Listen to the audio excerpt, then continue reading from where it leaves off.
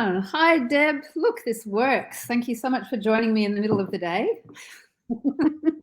Lovely to see you, Cate. Oh, dear. Can you believe it? Bad timing. Anyway, it's really great. We're going to have a few people joining us to listen in to what you and I have got to talk about. It feels like I've been now here for a year and a half, Deb, working beside you at SoulAdvisor. And there's been so much water under the bridge and so many changes, et cetera, et cetera. So I'm quite looking forward to hearing the answer to some of these questions myself. Okay, well, I'm looking forward to the questions. I'm not quite sure what you've got in your little toolkit. And I'm going to ask people to also answer a few questions in the chat box. For those of you that didn't, we sent through a link so that you could head over to StreamYard. And if you do that, then you can put your name and your face. All the pictures, all the questions we get have a person. We've got one. Huh? Yes, we've got a few people joining us. Hi, everybody. So, Deb, let's just, thanks, Tanya. There's the first message. That's how your message is going to look if you put your name and face through the StreamYard platform. Okay, so let's get started. And I'd like to ask you, first of all, Deb, a little bit, I'd like you to tell me a little bit about yourself and how you came to be sitting here during lockdown having a StreamYard meeting. For me, Cate, where I am here today, obviously, I think all of us as practitioners have a journey and have things that we can actually share as to how we got to this place. But if I was to sort of reflect back the moment that I changed and pivoted, I, as a lot of people would know, was in a corporate role in the wealth management industry. It seems such a long time ago. But I remember quite clearly it was in 2010. I had just left my corporate job and decided that I wanted to take the path of becoming an energy healer, which was quite an unusual thing for most people in my circle. And I remember on a Sunday, it was a Sunday, you remember those sort of Sundays when there's the breeze is warm, the sun's coming through the trees. Yes. I was sitting out on a balcony around about 3 or 4 o'clock in the afternoon. And by that stage, I had set up my clinic and had no customers, didn't know what I was doing other than I knew I was where I needed to be. And I remember actually speaking to, be it my intuition, or some people call it the universe, or to God, or whoever, your spirit guides, and saying, okay, it's time. Whatever you've got planned for me now, I'm ready.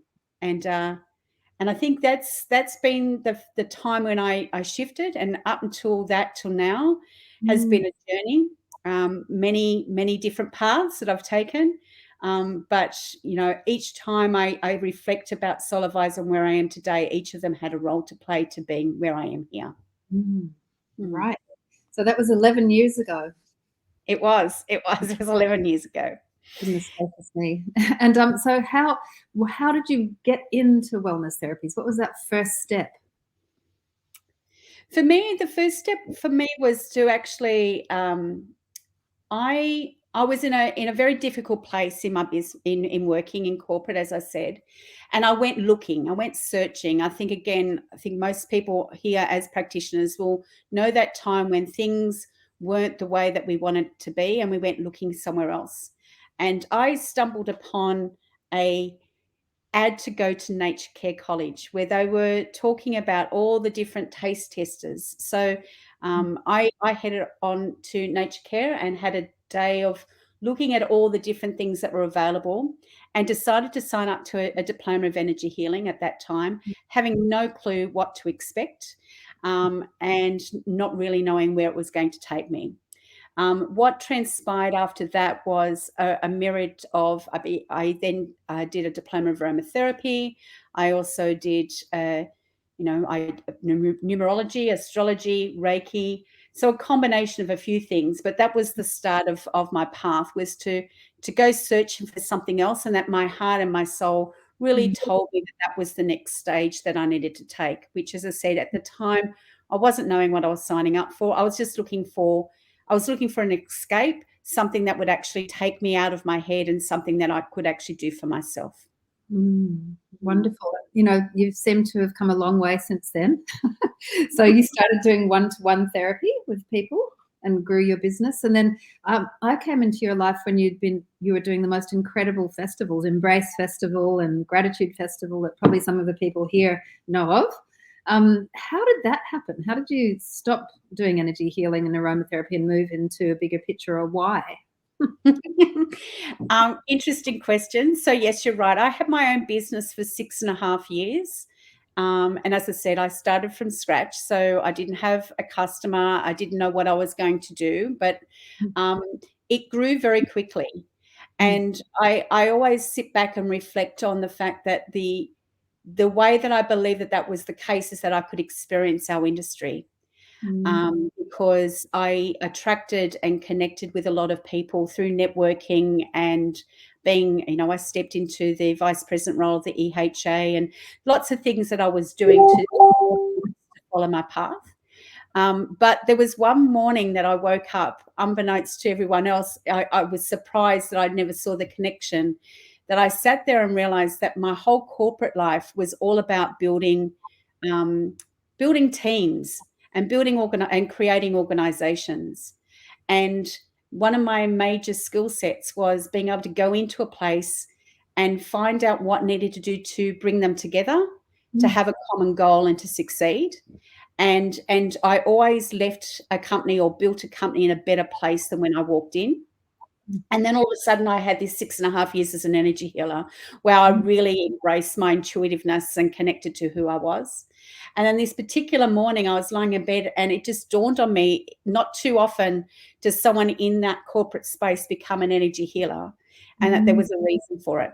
And I saw the two coming together quite quickly, that I needed to use my corporate sales, marketing, and ability to communicate for our industry, but at the same time coming from a place of knowing. So I stepped out to do Embrace Life with that intent, to actually allow for all practitioners to be able to connect with people that were seeking their services, for them to experience those services, for the public to be able to come into a safe place to do the same. And at the same time, it wasn't just an event for me. It was about a celebration of local community. It was always based in local areas. And I didn't want to leave just from the event. I wanted to leave by making those connections. So a success for me was not just the event, but for the practitioners to stay afterwards, that they actually got customers that were continuing customers.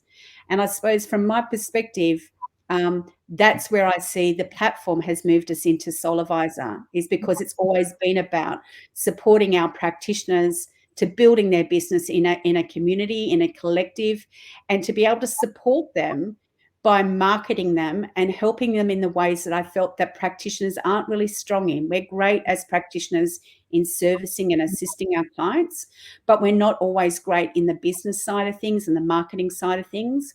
And when I met with Elaine and now our team, I realized our purpose is to actually support that in a far more broader way than I was ever able to do on my own. It's a wonderful platform to do that with support, with a team, with funding and real intention. So it's exciting. And as your colleague at SoulAdvisor, I often get on my computer and start doing something on Sunday and then realize that you're still there. So, you seem to be working 7 days a week. So what is this dedication or this obsession? Why?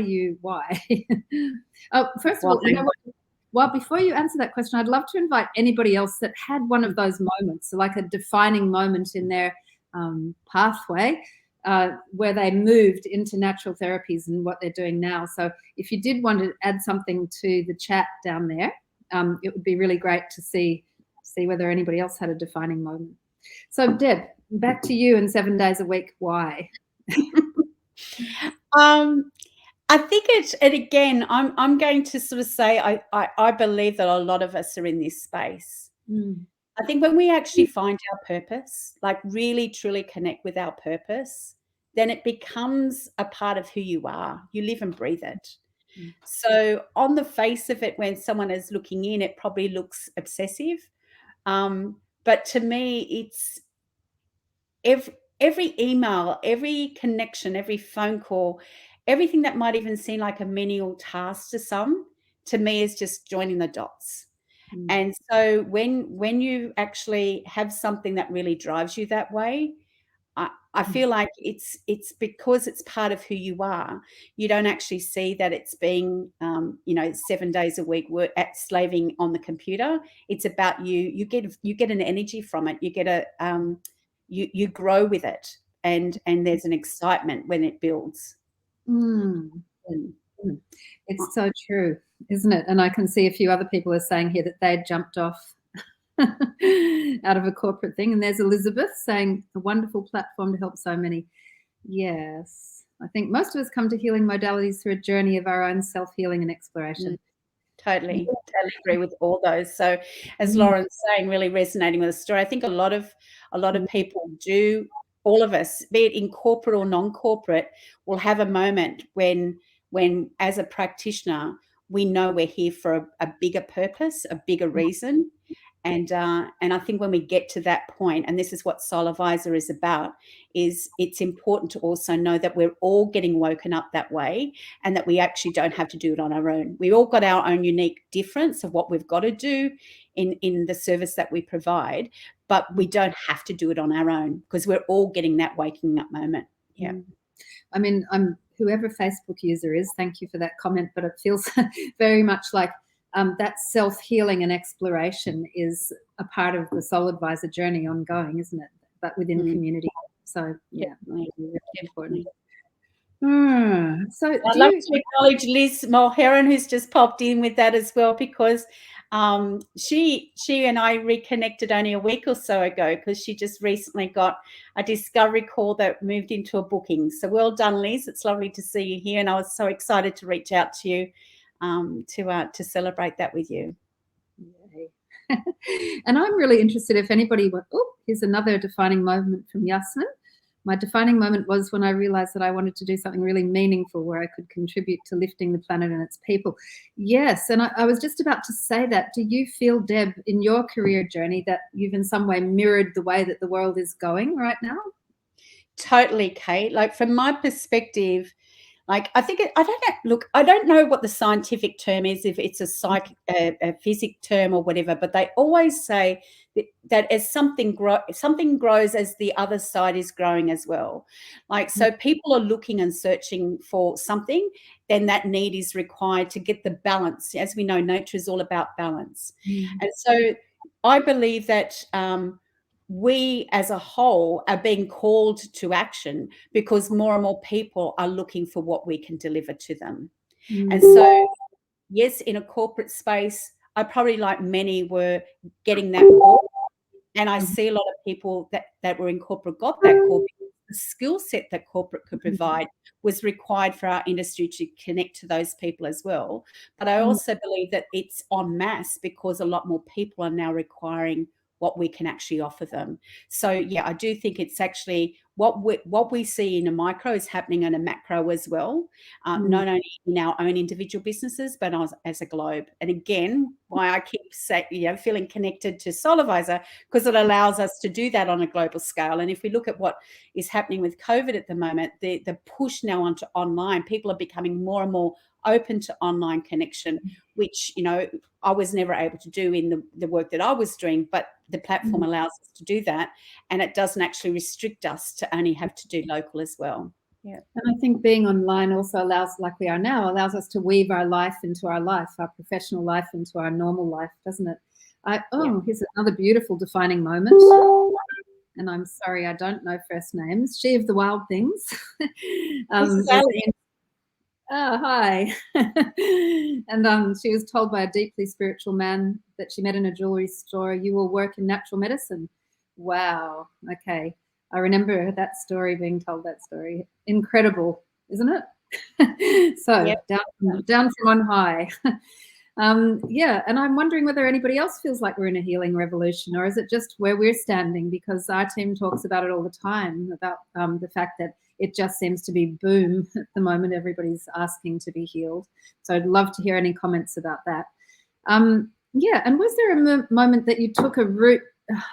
that you made that choice, Deb. I know you were at Nature Care and you saw energy therapy. You thought you might try that, but did you go, okay, is there some other way that I might approach the therapies anywhere else along the line? No, interestingly, the answer to that is no, and I say that because I think we all get called in the different ways that resonate with who we are. So energy healing for me was always that has always been a call of who I am. And I brought in aromatherapy, I brought in color, the astrology and numerology, but the core of who I is always been about energy and the energy field. But I also felt that again and again, it comes back to my belief system, and also, we're part of SoulAdvisor. Why SoulAdvisor is so important is that I didn't need to be everything. I didn't actually need to do everything, because if I had a good network of other practitioners, then I could either be the conduit of how people found me to then get them to good practitioners, or with other practitioners, we could create what the customer needed to have. Like, I'm just noticing here, Tanya's actually saying in her corporate space, she, through IVF and diabetes, she went in and became a teacher as well in the Institute and Energy Healing and Meditation. But, the IVF and diabetes, if a customer came in from that perspective, I could actually work in some areas around that on an energetics and whatever, but there would be other things in the industry that would support that. And I think that's the whole part, is that we all play a part to the puzzle. Sometimes we're the whole solution, sometimes we're half the solution, and sometimes we're just the pathway for that person to get that solution. And that's where I think working together as a whole gives us that. Well, I think, having the capacity, knowing that all the other practitioners on the site have been vetted in the same way that we have, being on that site, so we can trust that. And, you can't possibly be a podiatrist and a death doula and a chiropractor and an energy healer. So it's amazing what we're able to bring forward. And that's what I mean. If we listen to our purpose, we'll find out what it is that we need to do. Because every time we put another therapy on, Cate, we read through that, and when we connect with a practitioner, they're needed on this planet. Do you know what I mean? Yep. Be it through birthing, through IVF and fertility, right through to death doulas and anything in between. And, I'm not quite sure who this person is, but, the tipping point for Mother Earth, we're all here. I truly believe we're all here at this time, and we've signed up for this reason. So I remember, as in my journey as an energy healer, always being told there would be a moment in time when we would be called in, and I genuinely believe this is the time. Yeah. We call it in yoga Ishvara, and it's just focusing on the fact that whatever is meant to come in will come in. And so, we're all coming together, and it's belief in spirit, or whatever you want to call that, the force of nature. But I think that thing about the tipping of the world is so important, isn't it? Because it feels like everything is healing. We're starting to go, oh my God, look at the waterways. My goodness, look at the land being ripped up. What's all this plastic on our beach, et cetera, et cetera. So in the same way, people are starting to look in and do the same with their own bodies. Like, wow, I didn't realize I was that sick or lonely or depressed or whatever else. And so it does feel like a revolution to me. And Cate, coming back to our tagline, it's always been about nourish yourself, heal our world. And that can mean so many different things for different people.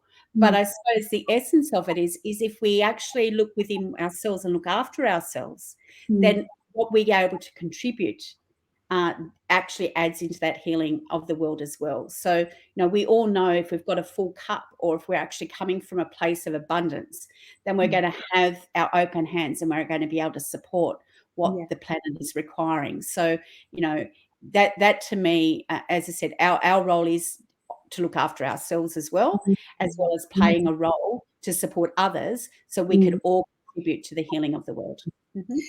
Yeah, and there's a number of different ways that we're all relating to each other in the SoulAdvisor community. Like, we're working with associations, we're working with colleges, we're continually developing new pathways of connecting to practitioners who haven't yet joined us, who are halfway through LinkedIn, Facebook, etc., etc. What do you look for yourself when you're looking for people to collaborate with you at SoulAdvisor? Contractors or partnership organizations? Is there some kind of guiding principle to this community that you choose when identifying your collaborators? Definitely, Cate. And anyone in our team, right from the word go, when we had our first practitioner, they would have remembered me saying this. And it was all about we needed to build a strong core, because you get a strong core that's actually all aligned to the purpose of what we're here for, then that will actually create ripple effects. There's been often a time when I've spoken outside, through business development conversations, aligning ourselves with associations, colleges, and the like. And people have always said, "How many practitioners do you have, and how many do you want to have?" And my answer's always been, "I don't have a number. I actually have a quality measure. I only want to have the people that align with our purpose on our platform. And if I can get those people on our platform and we can deliver full books of bookings for them, then we're successful." So our whole pricing model is around that. Our whole intentions around that. Our qualification processes around that. It's about actually alignment of purpose and making sure we've got the right practitioners involved. And that, to me, that core emanates in the people that we bring into the team. One of the core questions we have is about making sure they know their purpose and it aligns with ours, because I think if there's a match, then we're all working in the same path.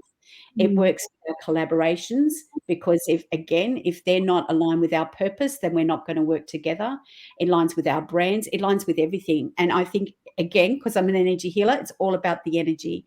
So if you can bring the energy together and it's a core purpose of what it is the energy, then that vibrates that, and then we rise together.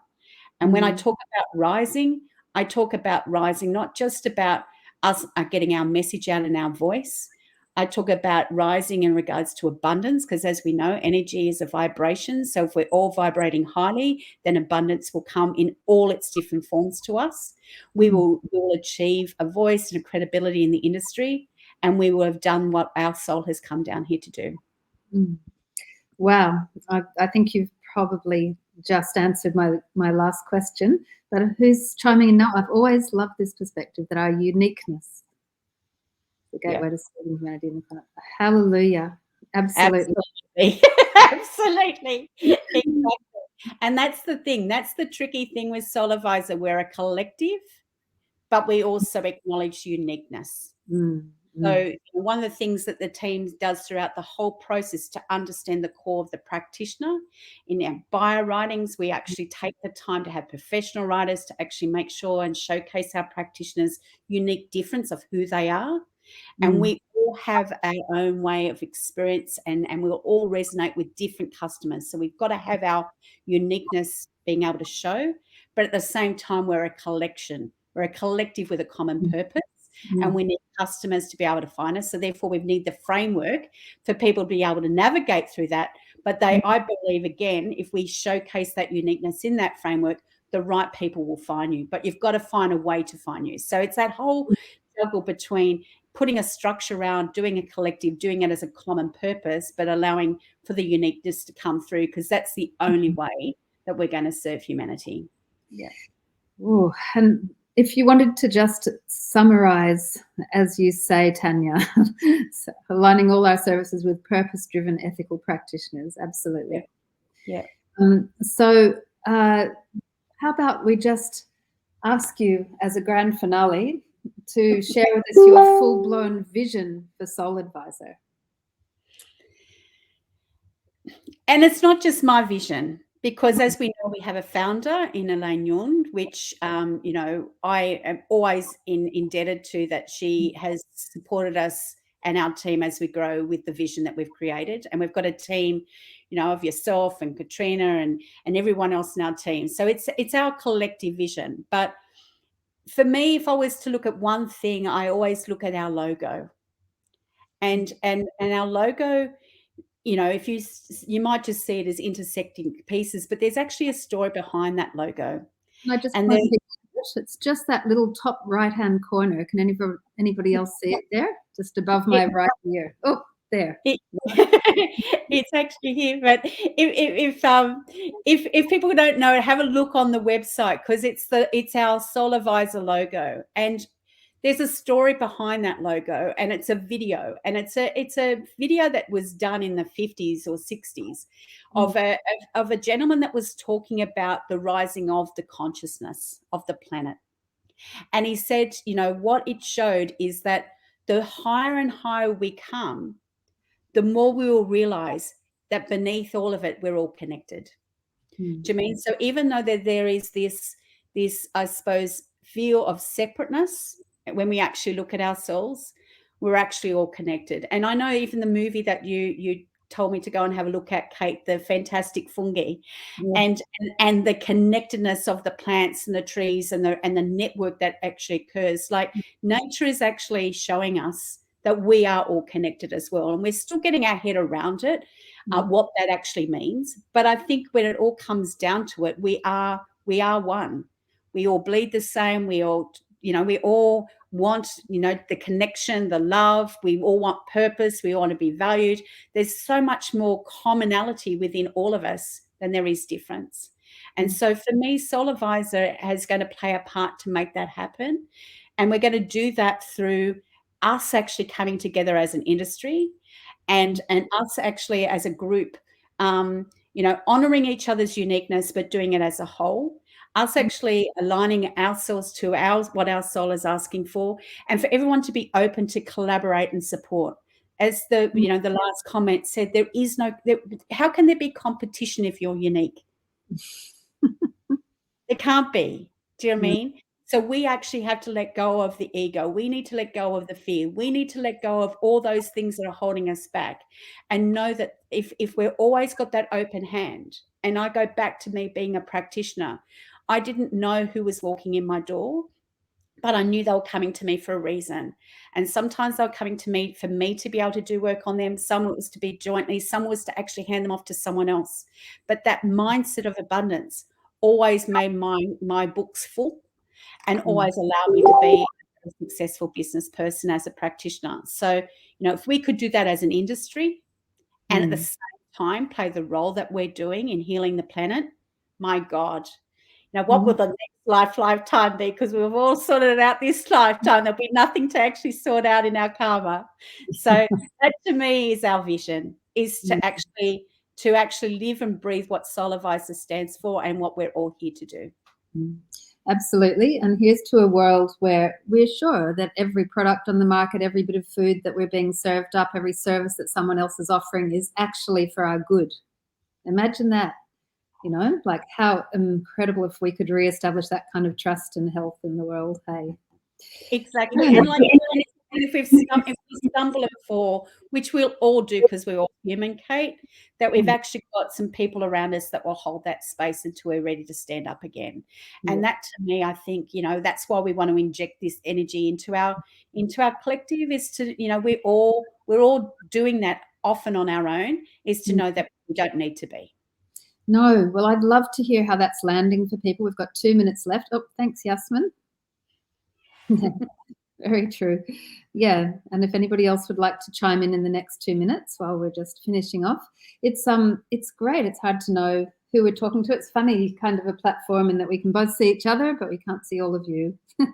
But it's lovely. Thank you so much for joining us. And thanks, Deb, for all your clever words and deep thought and heartfelt actions and everything that you're doing for our community. It's really something, and I just feel so excited every time I feel like I'm contributing and moving with it, and I hope everybody else does too.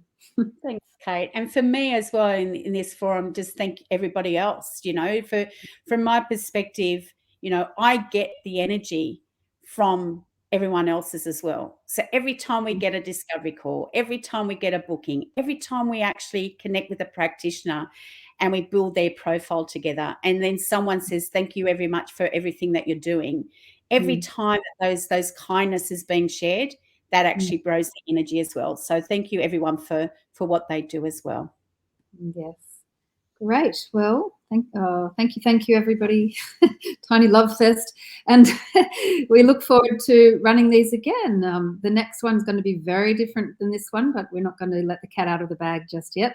So thanks for being in our inaugural session. How amazing, because this will go on for a long time and grow. So Thanks, Deb. Take Take care. care, everybody. Bye.